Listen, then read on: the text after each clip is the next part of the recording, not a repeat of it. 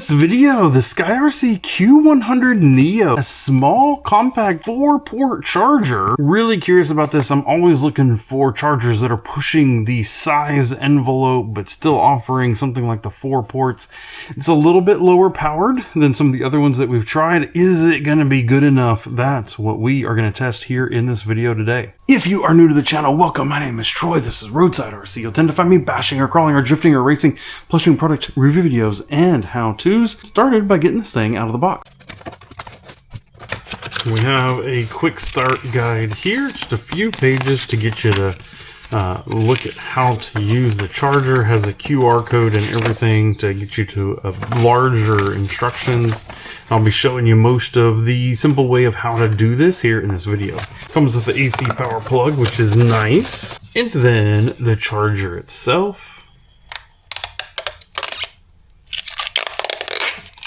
The key here being, look, it's literally in my hand. I can palm it. It's small, about 45 millimeters total thick, but still 1, 2, 3, 4 ports, XT60s, as we've seen in a lot of chargers here recently. They come with that, with the balance port built right into it. So for a lot of your batteries, especially crawlers, some different bashers that come with XT60s, you're great. You just plug them in right here and go. Otherwise, I always use these Octopus. It's a XT62, a whole bunch of different plugs sticking off the end.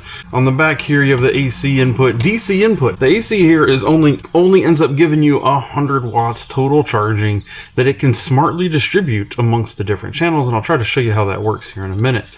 But if you go to DC, then that bumps up to 240, which is really nice. My problem is I never have a DC power supply, and I don't want another box hanging around. If I want something small like this, it's because I want it compact and I want to streamline what I'm doing. So I don't ever really use the DC. It does have a USB-C here. It's labeled for data, but I do wonder if you could charge something off of it as well. Go ahead and get this cable unwrapped, and we will get it plugged in and see what the interface looks like. First plug-in says, hey, be careful, don't use it unsupervised, and then look, we can see all 4 channels. First thing that sticks out to me here, and you're probably noticing it as well, is, hey, look, it's on. That screen's a little dim here, especially it's also flat, and so it really wants to be looked at straight on, any angle, and it really goes to where you can't see it. So that's something I would love to be able to turn this brightness up, but I don't think there's a way to do it. I'm going to stick something underneath it here so that we get a little bit better shot and a little bit better able even for me to view what it looks like. So you can see all 4 ports here. A is flashing because that's the one that we're currently on. If you hit the button here, you will be able to cycle through each one of the ports independently. So we're going to start life the easy way. Like, here's one of these Gen 8 base bashing 2200. It's got the XT60 on it, and it's got the balance port. Plug those ports straight in here too. This is an example, port B, and it immediately recognizes it. It sees it as it has 11.6 volts in it. It should be at storage charge. If I come around here to channel B, what you will see is the 11.6. It's not doing anything, so it's not putting any amps in it. Immediately shows us all 3 of the cells. That is awesome. If I scroll, it gives me a resistance, which I don't think it's reading yet because it's not doing anything. All right, so then if I click in on this roller wheel, it recognizes it as a lipo, but you can choose between lipo and lithium high voltage, iron, lithium ion, nickel metal, different nickel metals, and even an iron battery. This one is a lipo, so we're just going to stay there. It recognizes it as a 3S. You can change that. What I think is interesting though here, this is one of the things that you're saving money with this Q100 versus some of the options. You are limited to 4S. It will not do anything more than that. So we're going to confirm that it's a 3S. When you look here under the different charging options that you have balance charge, charging, storage, and discharge. And be honest, I only ever use 2 of these. This is really a lot simpler than you think it is. If I'm going to use the battery within the next 24 hours, I will balance charge it. I will very rarely, if ever, pretty much never, do I ever do a regular charge, because that is charging the battery, but it's not balancing it. The storage, if I'm not going to use the battery within 24 hours, I will do a storage charge, which brings all the cells down to 3.8 voltage per cell. And then and I never use discharge. So really, all you have to choose between is, do I want it to be full so I can use it, or do I want to storage it? That's all you really need to choose. For this example right here, we're going to do this. We're going to charge it to 4.2 volts per cell, but you can change that. And then charge current. This is a 2200 milliamp battery. So we are going to put that at 2.2 amps, which is a 1C charge rate. You come down here and click start. It says value will be set in all channels. What that means is, do you want these settings that we just put in to go across A, B, C, and D? No, I do not, and that's what's highlighted, so you just hit the button again. It gives a little beep. I can see amperage now coming in here. The voltages on each one of the cells is starting to change. The voltage in the total battery is changing. We said to charge it at 2.2. And there it goes. It's charging at 2.2. Now I'm going to do something different. Here's a 4S battery. This is one of my son's drone batteries. So we're going to go ahead and hook it up, and it goes across all the way there. I'm going to change over here to port C. It recognizes it. It says lipo. It says 4S. Recognizes all that. It says current 3 amps. This is actually only a 1500 milliamp battery. So we need to change that down to 1.5 amps, although this thing can probably be charged higher than that. There it goes. It beeps and it takes off. Now while we're testing both of those, we can come back here. We can hit button again, and we can come back to where we can see all 4 of the channels. And when we're there, we can actually look at channel B. You can see what it's doing. It's putting in just under 2.2 amps. And how much capacity it's put in so far, and then C, you can do the same thing. But now we're going to give it a much bigger test. It's not going to be able to handle this very well, is it? A 4S 8200, if it only has 100 watts to split between all of them, it's going to struggle to put, again, a 1C charge, 8.2. It's going to really struggle to put 8.2 amps in here. I think it says in the manual that it actually maxes out at 6 amps. That means a bigger battery like this 4S 8200, it's gonna take a while for this charger to get there. But of course, that is not an XT60, so what are we gonna do? As I mentioned, one of the things that I love to have around is what I call an octopus. XT60 on one side.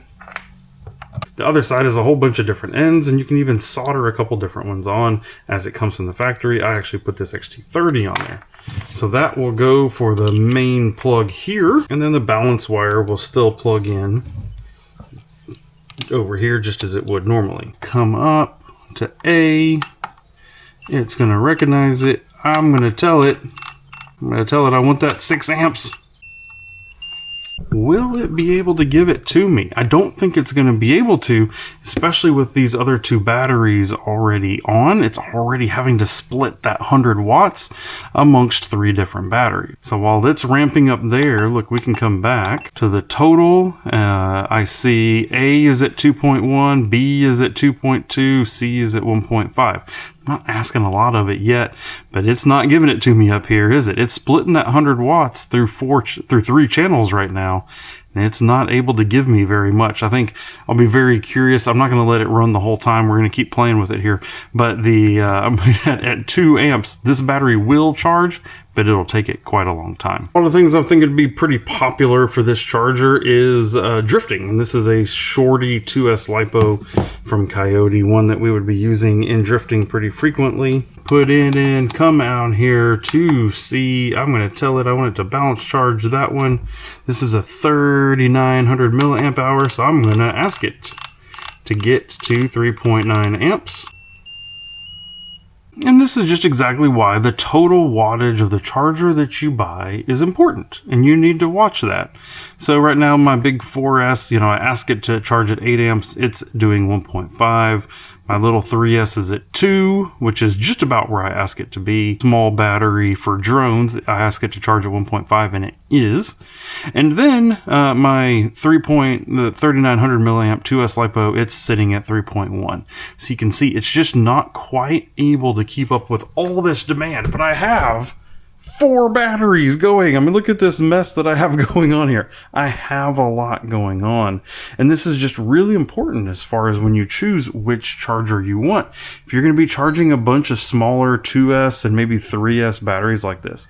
So for a lot of what I do a lot of drifting, I do a lot of crawling. This will work really good. I can put 4 of these drift batteries side by side. I could maybe even put drift battery plus crawler battery plus maybe transmitter battery. This thing's going to do great for it. But if you're into bigger bashing, you're probably going to need more power. So let's see though what happens, because this charger is a smart charger. Split its power through the different cells. So if I start turning off these other cells, then this one should be able to get up to the 6 amps that it says is the maximum for this charger. So we're going to start by B. We're going to tell it to turn off. We're going to tell C to turn off. We're going to tell D to turn off. And when we come back here, then what we can see here, I'll pull it over here on full A so you can see.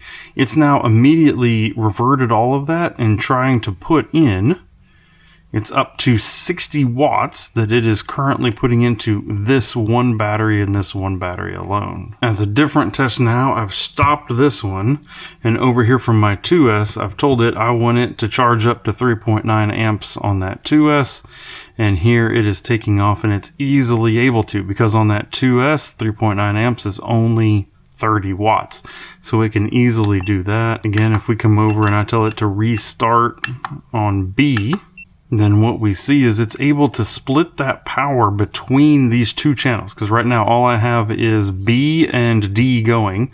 I ask it to run 3.9 amps on D to that battery. It did. I asked 2.2 to B. It did. B is getting 26 watts. D is getting 30. And it can handle it without a problem. I even turned my 4S drone battery back on. So it's just able to. It can split power, and it's able to handle the crawler batteries, the drone batteries, the drift batteries. It's just going to struggle with these big ones. I want to come back in. I put some voltage in it, but now what if I want to storage charge that one? So we had obviously already put a little voltage in. They're all at 3.91 into this 8200 milliamp 4S. So now what I want it to do is I want it to burn voltage down off of this. It's going to try to get this back to 3.85. So it's going to decharge it. It's going to discharge it. You can see it's actually red even here on the screen. While still charging here exactly as I wanted it to. Still charging there exactly, and there. It can do a mix of discharging one to get it to storage voltage while still charging the others. As I mentioned, choosing the right charger for the exact application that you're looking for is very important. And that's where you really need to make a choice here. Because this Q100neo, it's a great charger for, like I said, minor, more smaller batteries. 4S really is the limit, especially any bigger 4S is really going to be the limit of what it can do. But if you are willing to spend a little bit more, then SKYRC does have the Q200neo. I have this one because I've been using it now for months, which you can see by the scratches on the screen. It's done great, and if you look at it, it has all the same user interface as the Q100neo, but you want to guess what the 200 means instead of the 100? All right, double the wattage on here. Same smart amperage share between the different channels, and I can really pump out a lot bigger batteries. This does take up to 6S, but that big 4S from CNHL that we had there, this one will be able to charge it all the way up there at that 8 amps like we would want it to. But you do have just a couple little trade-offs with this one if you want to go to the bigger one instead of the smaller one. As I mentioned, of course, there is going to be a price difference here. You're not going to get 4 ports and double the power without paying, as it turns out, double the price. It does have the same USB-C on the output that I have used for charging. It does have the same USB-C on the output that I have used for charging other things, and it does have 4 ports that are actually just split around the edge of the charger. It's AC and DC as well, but you are paying double for double the power. You'll notice that the footprint is actually a little bit smaller from a footprint, but it's double the height. So again, what is your needs? This travels with me. This isn't the charger that I use sitting here at the house all the time, although it could with the 4 ports, but this is nice and compact and slides into my travel bag easily, which both of these will. Nice and a little bit slimmer, a little bit more square. You have that choice as to which one you want, and if you're out there doing more of the bashing, something like this Q200neo might be a better fit for you than the 100. It just depends on what batteries you're going to be trying to charge. I hope this video was useful for you if you are looking at RC battery chargers. I hope this was a good use of your time to hear a little bit more about these SKYRC chargers. If you have any questions about other chargers, I've used a lot of them. I kind of enjoy testing them, so I've gone through a number of them in my time.